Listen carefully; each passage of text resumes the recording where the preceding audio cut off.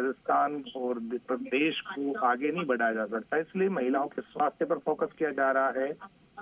उनको आत्मनिर्भर कैसे बनाया जाए और किन किन योजनाओं के जरिए जो है योजनाओं का उनको फायदा दिया जाए, तो उसको लेकर के जितनी भी स्कीम्स चल रही हैं, चाहे वो लाडो प्रोत्साहन योजना हो, चाहे लखपति दीदी योजना हो, जिस पर पिछले कुछ साल में प्रधानमंत्री नरेंद्र मोदी ने बहुत इसका प्रचार प्रसार किया है। जिस भी कार्यक्रम में होते हैं तो वो लखपति दीदी का जिक्र करते हैं।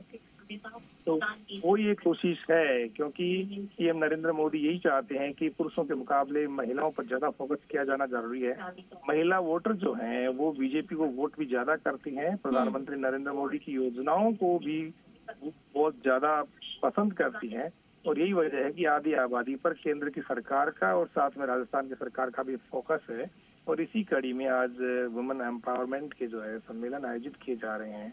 अहिल्याबाई होलकर जो है अपने आप में बहुत बड़ा नाम था, भले ही उनका जो दायरा था वो मध्य प्रदेश तक रहा, इंदौर पर उन्होंने शासन किया, लेकिन उनकी जो जिंदगी थी वो बहुत ही तकलीफ भरी थी। लेकिन इसके बावजूद उन्होंने हार नहीं मानी।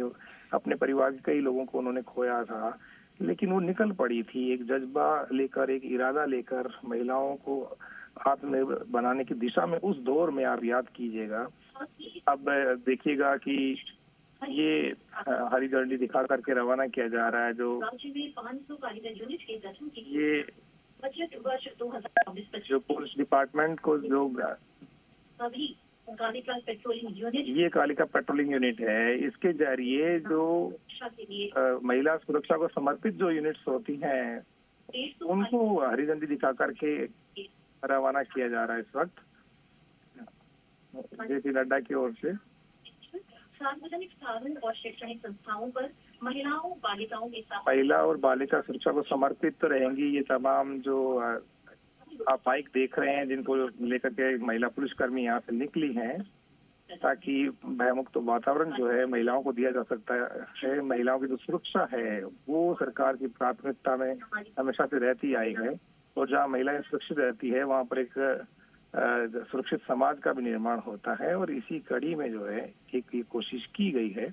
और अब अप्रैल 2025 में ही कुल 1064 निरोधात्मक कार्यवाहियां की गई थी। ये जो यूनिट है, ये मंचलों की जो कार्रवाइयां होती हैं, जहाँ पर महिलाएं खूब ज्यादा तादाद में रहती हैं, जहाँ भीड़ भाड़ वाला इलाका होता है, पार्क होते हैं, बस स्टैंड्स होते हैं, वहाँ पर जो मनचले लोग होते हैं वो महिलाओं पर फप्तियां करते हैं, तंग करते हैं, उनको रोकने का काम करती हैं। और उनको लगता है। लेकिन बाबूलाल एक बात और जरा समझाएगा, आज के दिन को चुनना, अहिल्याबाई होलकर की 300वीं जयंती, महिलाओं को समर्पित आज का दिन, महिलाओं को योजनाओं की सौगात, और खास बात यह भी है कि आपसे थोड़ी देर पहले हम जो देख रहे थे, स्कूटी की चाबी प्रतीकात्मक तौर पर सौंपी गई है जेपी नड्डा की ओर से।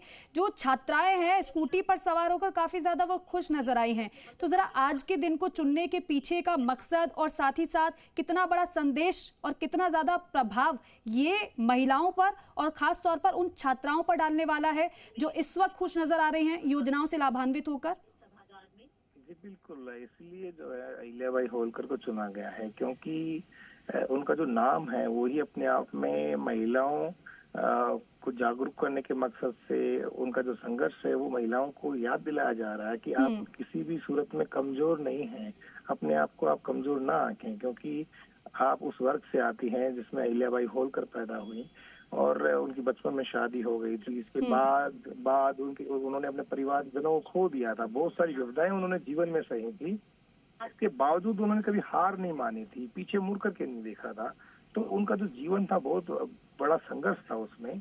और यही वजह है कि जब उन्होंने इंदौर का शासन संभाला था तो उन्होंने जो लोक कल्याण के काम किए, महिला शक्ति को आत्मनिर्भर बनाने के जो काम किए थे वो अपने आप में एक मिसाल थे। इसलिए बीजेपी ने एक बड़े प्रतीक के रूप में उनको पहचान दी है। पूरे देश में आज अहिल्याबाई होलकर जो है वो किसी परिचय की मोहताज रही हैं, क्योंकि जब शासन प्रशासन जब ऐसे महान पुरुषों को सम्मान देता है, उनके किए गए कामों को आगे बढ़ाता है, तो फिर आम जनता भी उससे कनेक्ट होती है। और केंद्र की सरकार को ये महसूस होता है कि अहिल्याबाई होलकर के नाम पर अगर कोई स्कीम शुरू की जाएगी तो उसका जो संदेश है बहुत दूर तक जाएगा। और इससे जो है महिला शक्ति जुड़ जाएगी।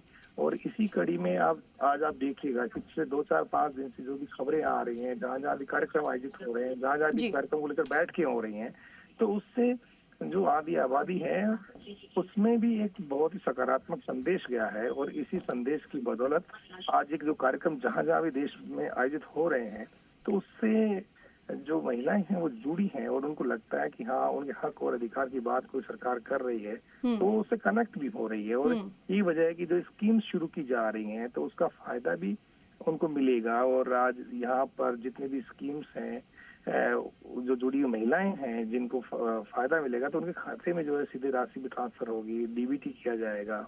राजस्थान सरकार भी एहसास दिलाने की कोशिश करेगी कि केंद्र सरकार ने जो भी लोक कल्याणकारी योजनाएं चलाई हैं महिलाओं के हित को लेकर के, उसमें उनकी भी भागीदारी भी कहीं कम नहीं है। हम भी कदम से कदम मिला करके और केंद्र सरकार की योजनाओं को आगे बढ़ा रहे हैं। प्रधानमंत्री नरेंद्र बिल्कुल बाबूलाल, आपके जरिए हम तस्वीरें दिखा रहे हैं इस कार्यक्रम की। आप बने रहिएगा हमारे